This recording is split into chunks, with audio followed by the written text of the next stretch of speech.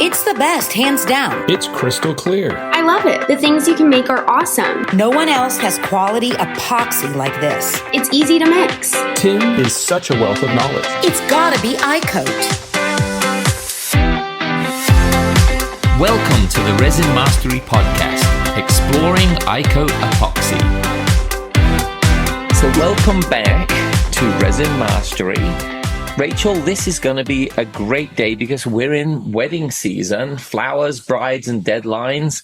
But I think everyone also needs a bit of a survival guide for these artists as well.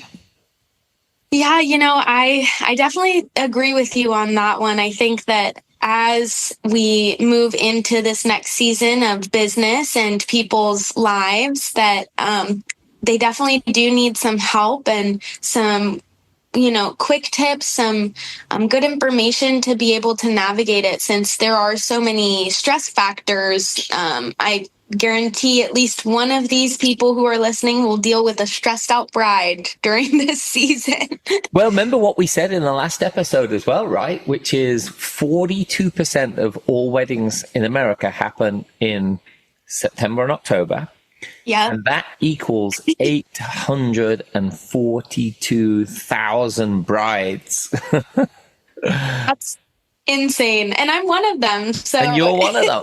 And just for everyone listening, we have something very special later in the episode, which I'll call it now. You're going to be looking for a treasure hunt word for something special that we're doing right now. So stay tuned for later in the show to find out what that is, because it can be worth a lot of money to you. So that's exciting. So Rachel, let's dig in.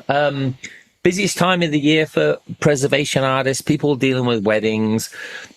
It's going to be fun. It's going to be like, oh my goodness, I got another job. I want another one. And then it's going to be like, I can't handle this many jobs. What am I going to do? What am I going to do? I can't do this, right? And then everything blows up. So we need words of encouragement. So you mentioned it a minute ago. Let's talk about the stress factor that's involved in preserving people's flowers. Yeah. Okay. So, with good things often comes a little bit more responsibility, a little bit more stress. So even if it's a great thing to do more business, there's definitely more of, especially around this time, more of an emotional weight to things, because every piece is priceless to the client. If you're doing wedding bouquet preservation, that is something that is definitely important to get right the way that they want it. The last thing that you want for your client is to be looking at it and to see, oh, wow, it's lackluster compared to what I've seen online or what I imagined it to be. Right. And so setting up realistic expectations of like time frame and everything for the customer is really good.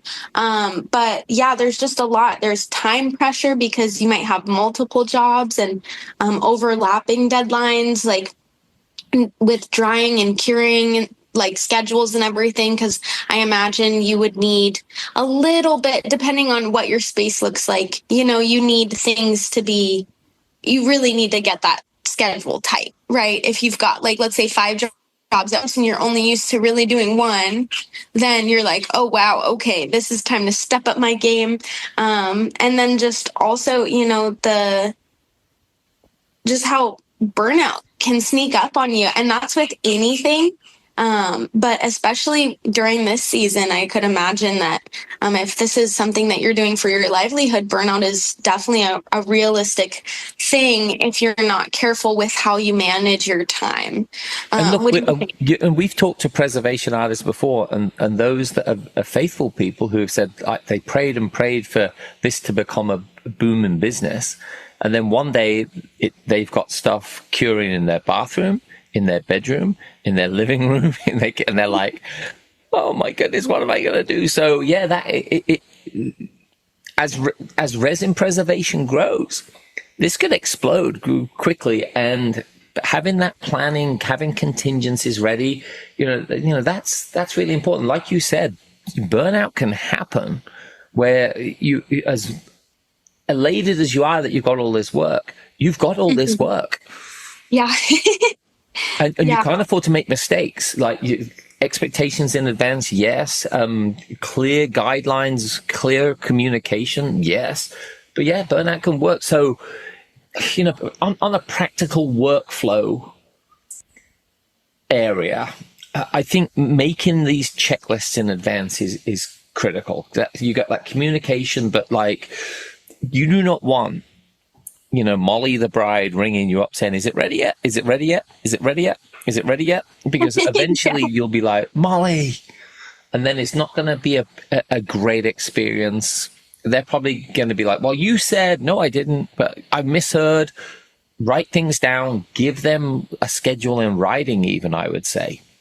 Yeah, I think that's a good idea.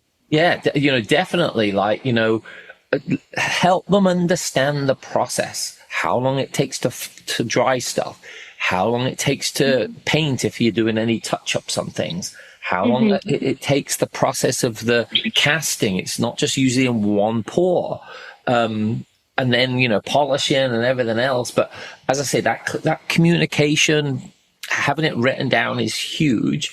And I'm going to challenge all of our preservation artists out there, Rachel, with this. If you get to a point where you're getting more work, blessed work, than you can actually handle, find someone out there. Find one of our other ICO preservation artists, connect with them and find out what their bandwidth is. So rather than turning a bride down, disappointing a bride, or not delivering on time, maybe you can share a commissioned work with someone else as well. Yeah, wow, that's a really helpful tip too, because, then all parties are winning. And even, who knows, maybe when that person doesn't have the bandwidth, they'd reach out to you. So that's definitely a good way of networking, Yeah, 100%. Yeah. I really like that. And I wanted to note too, like, if you need to build just for the sake of ease, build a template on how you would generally communicate a schedule to a bride on whatever, the work that you're doing is. Like, so you have little blanks that you fill in with their name and stuff. And then you can copy and paste that into like ChatGPT and say, "Hey, ChatGPT, make me a cute schedule based off of this information, like a visual schedule that I can send to a bride." And then literally copy, paste, send that to them. And so it's cute. And it's like, because I know me, I really am like very detail oriented. And it seems that when you're a bride, you're dealing with like so much just like information, just regular text, that not even trying to be like silly, but things are boring. You're like looking at like websites and you're like, "Oh my gosh, I'm so tired of just seeing the same old, same old." So kind of spicing it up and giving them a little image, almost like an invitation to the process, right? I think that that's a unique way. Plus, it takes a little bit off of your plate. You can just have that working and bam, there you go, something special, and that'll help hold them off too. You know what I also think is a idea that people can use is an online tool. Now, I've used Trello in my business before, so when I do marketing for people, so I can communicate, so they can have a visual of where we're at with projects. I just use it's by Atlassian. It's called Trello. There's free to use up to 10 boards. So you can have 10 projects for free working where the client can see exactly where in the process their preservation is. They can add notes in. You can add notes in. Great communication that way without them having to get you on the phone every time. Because again, when you've got gloves on and you're pouring and the phone's ringing off the hook, your stress level's just going to be going up. And you're not going to be able to communicate with them. So set up some easy online way to actually do that as well. So, Rachel, strategy is big, obviously, when it comes to this. So let's talk a little bit to like business strategy for these artisans. Yeah. So I think with everything going on, there's definitely, people understand that it's busy. So you definitely want your pricing to reflect the peak season demand of the wedding season, every other industry does it. When it's really busy, they charge a little more, and don't be scared for that to be part of your strategy. Don't feel like you need to, compromise what you really, it's a niche as well at this point. So there's only so many people doing it. So you definitely need to be doing that because you are selling your time more than your craft when it comes to things like this. That is what your business runs off of, is your time when you have a business. So you need to make sure that it's worth that so that so it's a little bit extra incentive not to feel burnt out. Like, oh my gosh, this is worth it. I'll get through it. It's super important, especially if you have anybody working for you and it's not just you. I know some businesses don't pay themselves for years, and that can be a huge stress. So you need to make sure you're, making sure your prices reflect that. And also implementing like rush fees and seasonal premiums. I know I just bought my veil, and I don't even know how this lady made the veil.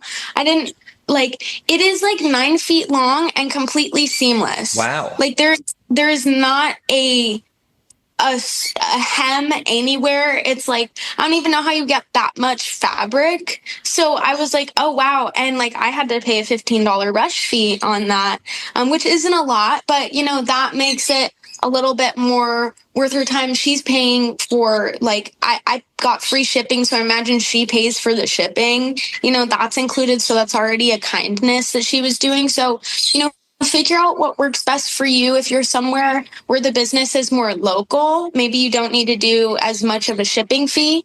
So you can add like a premium, or, maybe lessen your premium if there's high fees revolving around what it costs to get the customer's bouquet to you and back to them. Kind of figuring out those small logistics as well. See, I'm actually thinking as well, like maybe some of these admin tasks or extra tasks posting on social media, you may want to, during these really busy times, hire someone also to help. Mm-hmm. Don't expect to do it all on you. Don't exhaust yourself. You still have families. You've got loved ones that will need you too.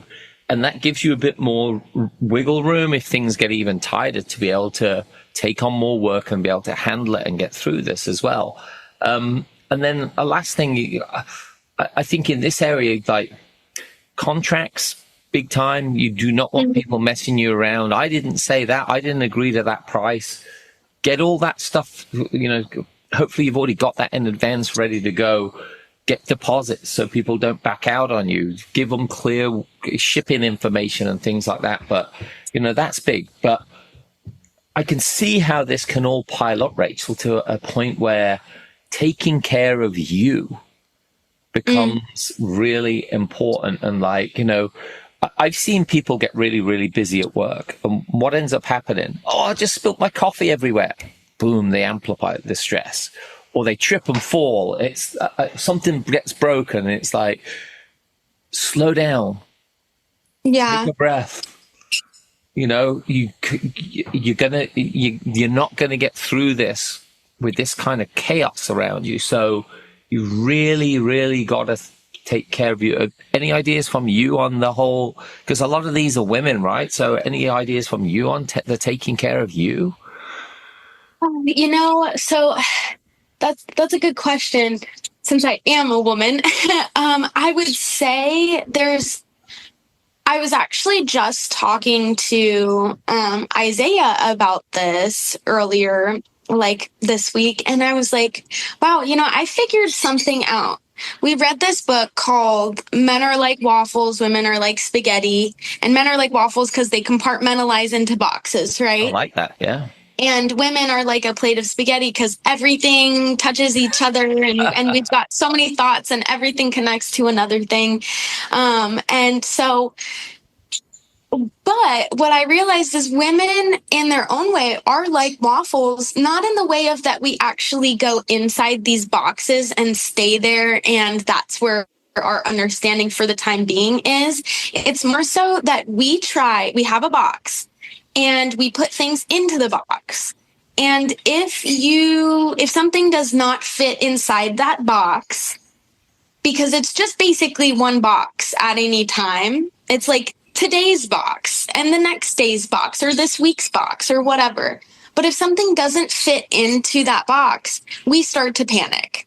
And then it's like, oh my gosh, things are not perfect. Like, this is horrendous. I cannot function right now. Or maybe I'm just speaking for myself, but from my observation of women in general and how much we can really get freaked out by like the smallest details, since we are so detail oriented, it's, if something's not fitting in this box, I start to panic. And then the more things that pile up and don't fit inside that box and isn't like a part of what I planned today, I just get drained of all energy and hope and encouragement. And it's really sad to see.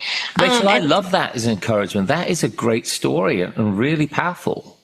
Thank you. Yeah. And so I think the most important thing to realize is, as a woman, just remembering that you cannot possibly prepare for every single thing, but you can. It's called prepared spontaneity. It means expect the expected. So know that you're going to be dealing with stressed out people. Know that you might make mistakes, and know that you are, if you're, know where you are, be realistic, and take that as a side note for whatever box you want to fit things into, so that when things are panicking you, you look at that and you go, okay, this was my realistic setup, and this is okay, because it didn't need to be perfect from the start. But we need those reminders that it doesn't need to be perfect, and that when we mess up, that we don't need to beat ourselves up. And that, like, for instance, you said taking a walk, taking a breath, like, you know what? If you have stuff to make a cute little drink at home, or you want to go out and get a drink, like, remember also make time for family, make time for friends, carve out a couple hours a week. That is not going to ruin your business if you carve out a few hours a week to go and have community with people that you love, and somebody that you can talk to about, hey, I'm stressed. I just need to hear that it's going to be okay and I can do this. And if you are faithful, pray about it too. Pray about it. Exactly. Yeah. So yeah, that would be my biggest suggestion.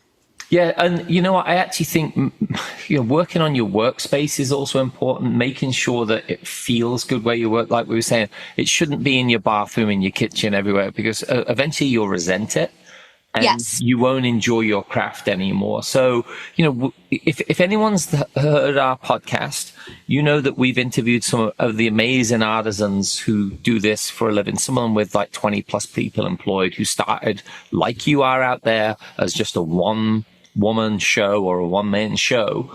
And now all of a sudden you're handling 20 people with all their troubles, with all their stresses on top of yours as well. So, listen to their stories, because they share amazing wisdom in how they got through this, how they built this, the things they use, the tools they use, when they thought it was dark, when they thought it was light, when they thought it was going great, when they thought it was all failing. And these are amazing stories that it will help you move forward in what you're doing. And I think this is really an important moment for you to say to yourself, yeah, I need help. I'm not an island, and I can get out there and do it. And I love your story about the waffles and spaghetti. I think that's something we're going to have to maybe even expand on in another show, because that's fantastic. So look, I'm encouraging you guys out there, share your stories with us, share them with each other, share them online. Share them with the people, don't put all your stresses on the brides, but give them little stories about how things have happened in the past, because that will help tell the story while they're in this I need mode. Like you said, trying to put stuff into a perfect box. This preservation situation is not a perfect box. And understand that, like, wedding season is intense, and it's probably going to get more intense as let more than 5% of brides decide to get preservations done. If this flipped to 20%, I don't think that demand could be met at this point in time. Probably That's how not. crazy it is. Yeah, seriously. And that's why, to anybody listening who isn't in the business of preservation and like resin art, I would definitely look into getting into it because, there's reasonable prices for product out there. And there's great profits. Yeah, great profits just because like, wow, like it really is such a small thing. Like most niches are actually saturated. Like I like music. I love doing music. That is oversaturated. There are millions of people, like hundreds of millions of people trying to make music, and they're all, there's only so much sound that you can make. So, but with resin art, it's like there's a lot of people who want the same things, but they want it locally. They want it done by somebody who's like, faithful, or somebody who's liberal or conservative. Like, find your part in the resin mastery niche, and I guarantee you will blow up with doing business. Just because there is so much business to be had that it's actually there's way too much potential, not to go ahead and at least just try it for a couple weeks and see how it works out. Well, Rachel, I've got to wrap up this show a gift for you and also a gift for our audience. So if everyone's listening, you've probably heard that Rachel's getting married in October. Yay. And Tim, who runs ICO, has decided that we're going to start a competition coming up. And as part of that competition, the winner is going to get to be paid to actually preserve Rachel's wedding bouquet. Woo! As part of this competition, you're going to have to do a bit of treasure hunt. You're going to have to do a bit of engagement on social media. But Rachel, we decided today on a treasure hunt name from this episode. So someone's going to come listen to this episode. And if you're looking for the treasure hunt word, the name, it's Isaiah. And keep that, write that down, because you'll be asked for that as part of the competition. And if you'll look for a QR code online, look at it on our social media, on the iCoach social media. Also, if you're looking and can't find it, call the office or email the office, and they can actually send you a code as well. And you'll probably see one in orders coming up. So the first people getting them are getting them in orders right now. So they're going to get a bit of a head start on everything else. And Rachel, next week, we've got a great episode talking about an amazing story that Tim's been through. A few of the customers know about this. I don't want to be a total spoiler on it, but it's an amazing story of resilience. And as anyone who's our customer or wants to be our customer, you're going to hear a story that's going to actually blow your mind.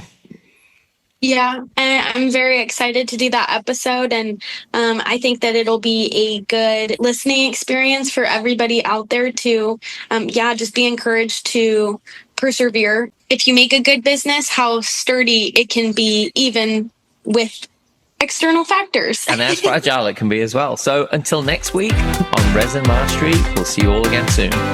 See ya, bye.